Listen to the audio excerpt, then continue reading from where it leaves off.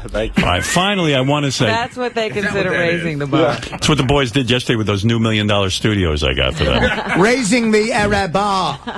All right, finally, I do want to say... we were talking about Larry King earlier, and I meant to tell you this, but I forgot. I thought it was hysterical that Larry King got an interview with Chris Brown, the guy who beat up Rihanna. Yeah. He gets the interview, finally, and Chris Brown sits down, and then Chris Brown won't talk anything about Rihanna. I thought Larry King was going to kill himself. I thought Larry King was going to have another heart attack. It's the greatest interview ever. He basically goes, look, Larry, I don't feel it would be particularly good for me to speak about Rihanna. And Larry King's like, you could just, why do I have you here, yeah, you maniac? Why else would I book you? This kid's completely irrational. Now, let's go back. You're driving home from a pre-Grammy party with Rihanna, right? You're dating at the time? Yes. You're in love, she loves you? Yes. What happened? Well, Larry, I don't feel like it's appropriate for me to speak on what actually happened that night, just out of respect for Rihanna and myself, and I respect our privacy more, and I don't want to just go into that. Well, can you tell us from a point of view what happened? I mean, what caused this? You don't have to be specific, but can you tell me what? I mean, had you done this before?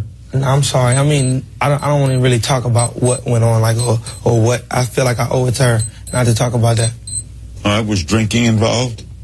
No, I don't want to discuss what was going on or what was done that night. I'm sorry. Well, you leave us in a weird position here. The affidavit says that you tried to force her, identify the report as Robin F., try to force her out of the car.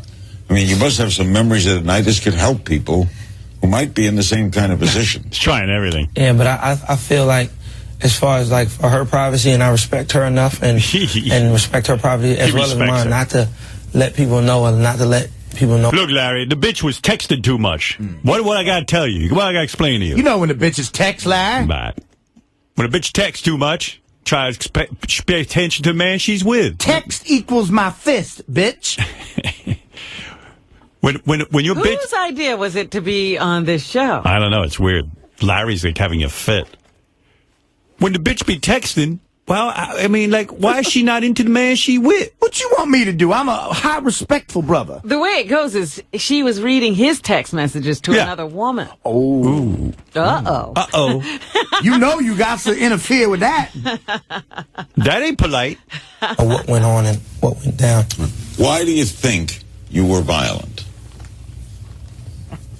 I don't want to go into that. But why do you think? What do you think? I don't want to say nothing. Did Larry have no fear that he would get smacked if he kept irritating this guy? Maybe if you kept your bitch in line, she wouldn't have been fucking your son's coach. I mean, that's my son's.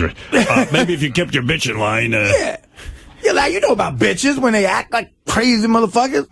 Telling me what she said, you said. I understand that's your privacy. You don't have to say it. What do you think caused you to be violent?